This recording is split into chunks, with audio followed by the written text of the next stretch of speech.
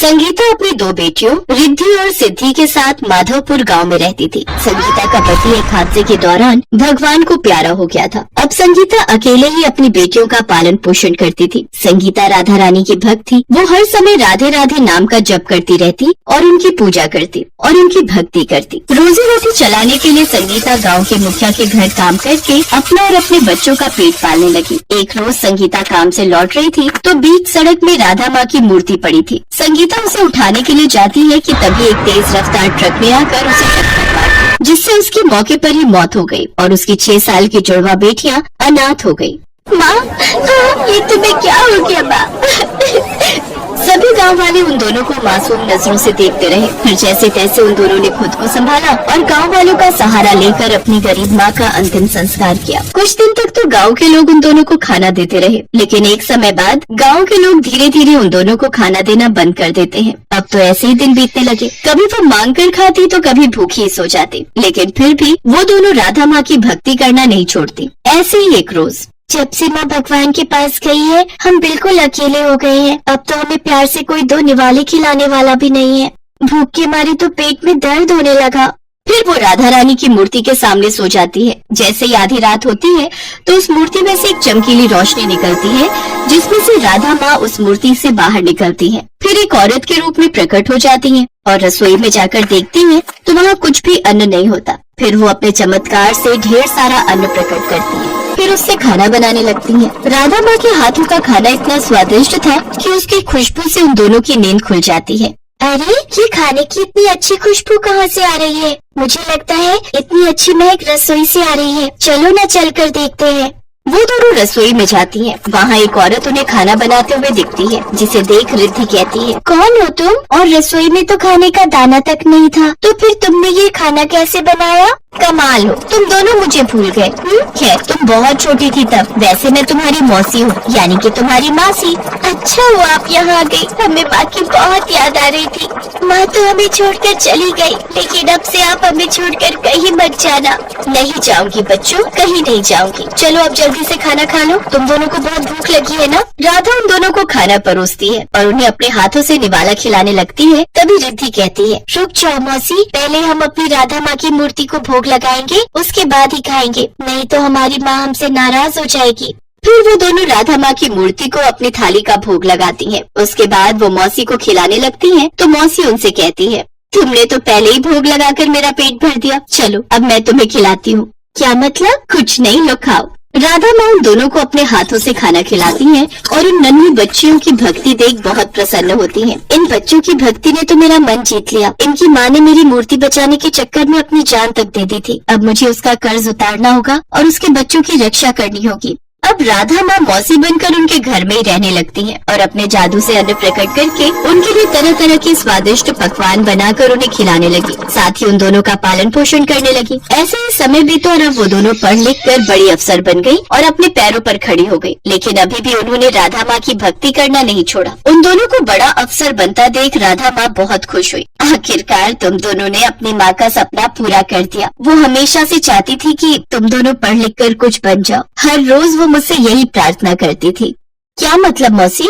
इतना कहते ही राधा माँ अपने असली रूप में आ जाती है। अपने सामने राधा माता को देख वो दोनों हैरान रह जाती हैं। हैरान ना हो मेरे बच्चों, मैं तुम दोनों की वही माँ हूँ जिनकी तुम रोज पूजा करती हो। जिस तरह तुमने मुझे अपनी माँ माना और मेरी भक्ति की, तो मैं अपने भक्तों को यूँ अकेला भूखा कैसे छोड़ सकती थी? इसीलिए मुझे धरती लोक पर आना पड़ा। लेकिन अब मुझे जाना होगा। लेकिन आज के बाद तुम्हें किसी भी चीज की कमी नहीं होगी और तुम दोनों को जब भी मेरी जरूरत होगी मैं आ जाऊंगी। तुम दोनों हमेशा खुश रहो, ये मेरा आशीर्वाद है। धरती लोक पर कृष्ण जन्माष्टमी की धूम मची हुई थी। जहाँ देखो वहाँ जगह जगह हर घर हर मंदिर सजा हुआ था। भगवान श्री कृष्ण के जन्मोत्सव के लिए सभी अपनी तरफ से तैयारी कर रहे थे।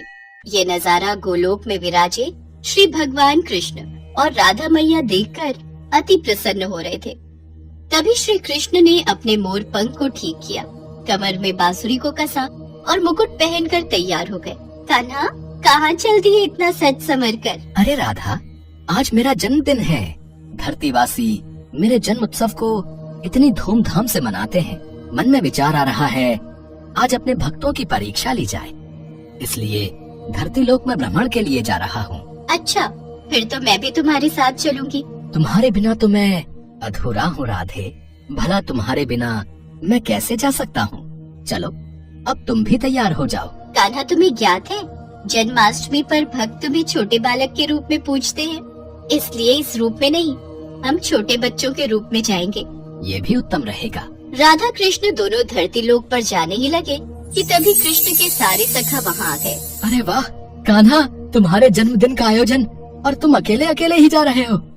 आज तो खीर पूड़ी पकवान मिलेंगे, हम भी तुम्हारे साथ चलेंगे।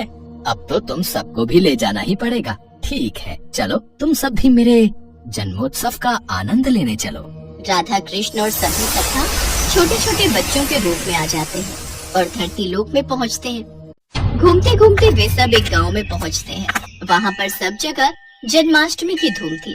कन्हैया, मुझे तो बहुत जोरों की भूख लगी है, चलो न कहीं चलकर कुछ खाते हैं। हाँ, राधा बिल्कुल ठीक कह रही है।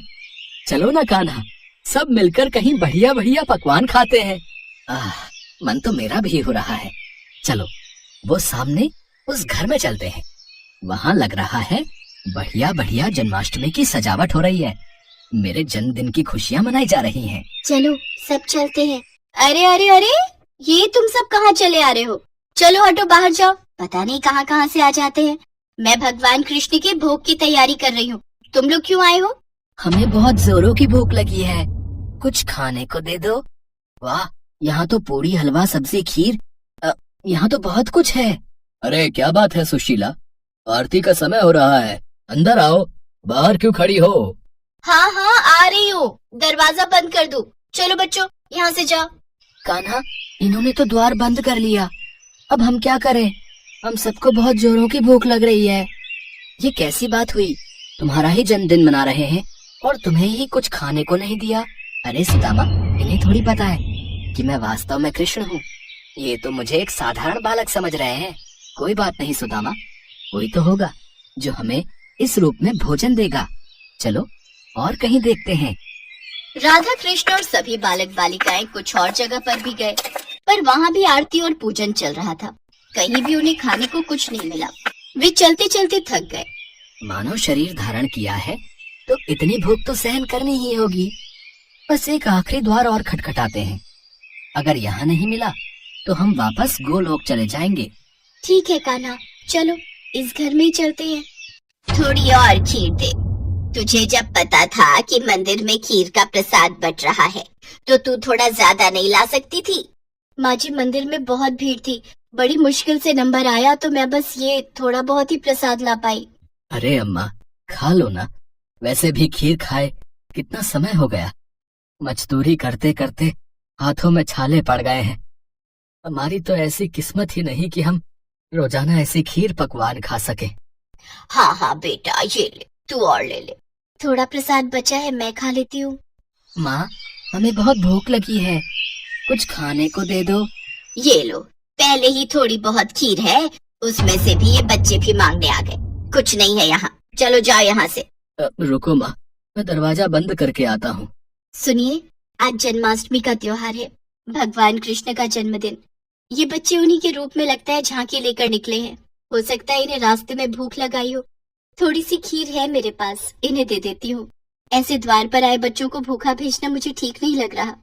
माँ ये लो, तुम मेरी खीर भी इसमें से ले लो, मुझे इतनी सारी नहीं खानी। माँ, मेरे में से भी ले लो। अगर तुम अपनी दे दोगी तो तुम क्या खाओगी? राधा, इन बच्चों में अपनी माँ के प्रति कितना प्रेम है, हमें इनके लिए कुछ करना चाहिए। हाँ कान्हा, देखो तो इन्होंने अपनी सारी खीर हमें परोस दी। कैसे पागल हो तुम तीनों। बताओ, अपने हिस्से की खीर इन बच्चों में बांट रहे हो। इतनी मुश्किल से तो ये थोड़ा प्रसाद मिला था। अब तुम दोनों बच्चे कान खोलकर सुन लो, मैं अपनी खीर में से एक भी निवाला नहीं दूंगी। ये लो बच्चों, ज्यादा तो नहीं, थोड़ी थोड़ी खीर है, ये खा लो। बस इतनी सी खीर? इससे तो हमारा चेटी जैसा पेट भी नहीं भरेगा। एक काम करो, थोड़ी और खीर ले आओ। दादी, थोड़ी सी अपने में से दे दो ना। आज वैसे भी भगवान कृष्ण का जन्मदिन है, हमने भी तो नहीं खाई ना, हमने भी इनको दे दी। अब क्या करूं, तुम लोग इतना जोर दे रहे हो तो ये लो, थोड़ी सी मेरे में से भी दे दो। सावित्री, ये ले, थोड़ी मेरे से भी ले ले। फिर बोलेगी मैं अकेले अकेले खा गया। सावित्री के परिवार के लोगों की ऐसी सोच देखकर राधा कृष्ण मन ही मन बात करने लगे। कान्हा, यह तो बहुत थोड़ी खीर है, कुछ करो, इन सबको भी तो खीर खाने का मन है। अगर हम ये सारी खीर खा जाएंगे तो ये लोग क्या खाएंगे? चिंता मत करो राधे, इस परिवार के सदस्य भूखे नहीं रहेंगे। हमने यहाँ खीर खाई है और मेरे जन्मदिन के उत्सव पर ये खीर ना खाएं, ऐसा हो ही नहीं सकता। बताओ, इतने मन से मैं खीर खा रही थी, सारी इन बच्चों को दे रही है, क्या कर सकते हैं? दादी, खीर खाओगे? देख, मजाक उड़ा रहे हैं बच्चे। और देखिए, अरे जब तुम्हें दे दी सारी खाने के लिए तो हम क्या खाएंगे, खाली बर्तन? दादी, आज कान्हा का जन्मदिन है। कान्हा को जब आप अपने हिस्से की खीर दे सकते हो तो कान्हा क्यों नहीं दे सकता? अभी रुको, मैं आपको ढेर सारी खीर देता हूँ, फिर आप भी खाओ और पड़ोसियों को भी खिलाओ। माँ जाओ, घर में जितने भी बर्तन हैं वो सब। बहू, अब छोटे बच्चे मजाक करने में बाज नहीं आएंगे। वैसे ही मुझे इन सब पर बहुत गुस्सा आ रहा है। सिर्फ तेरे कारण चुप हूँ, वरना मैं इन्हें कब का भगा देती। ये लो बच्चों, पता नहीं आज तुम सब क्या खेल खेल रहे हो। देखती जाओ माँ। आओ बच्चों, तुम भी देखो। फिर क्या था, सावित्री बर्तन रखती जाती और कृष्ण जी उसमें खीर भरते जाते।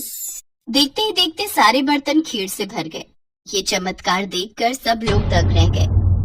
बहू, हमारे भाग्य धन्य हो गए, ये तो साक्षात कान्हा पधारे हैं। हाँ हाँ, माखन चोर नंद किशोर हमारे द्वार आए हैं, खीर से हमारे पात्र भर दिए। हे कृष्ण मुरारी, अपना रूप दिखाओ।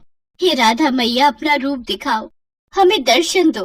सबकी प्रार्थना सुनकर राधा कृष्ण अपने रूप में आते हैं। उनके साथ साथ सुदामा और सभी सखा भी अपने रूप में आ जाते हैं। इतना सुंदर दृश्य देखकर सावित्री और उसके परिवार में सबकी आंखों में आंसू आ जाते हैं।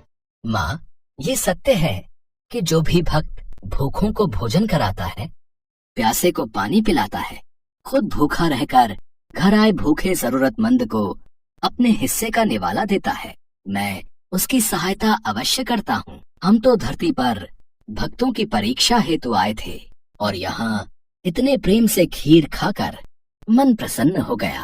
कान्हा, आज जन्माष्टमी का पावन अवसर है और इन सब ने हमारी बहुत सेवा की है, तो इन्हें उस सेवा का फल हमें जरूर प्रदान करना चाहिए।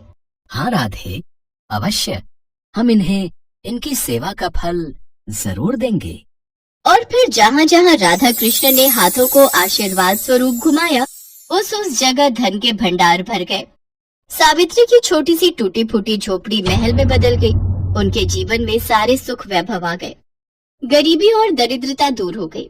सावित्री के परिवार में खुशियाँ देकर राधा कृष्ण और सभी ग्वाल बालों के संग वापस गोलोक लौट गए।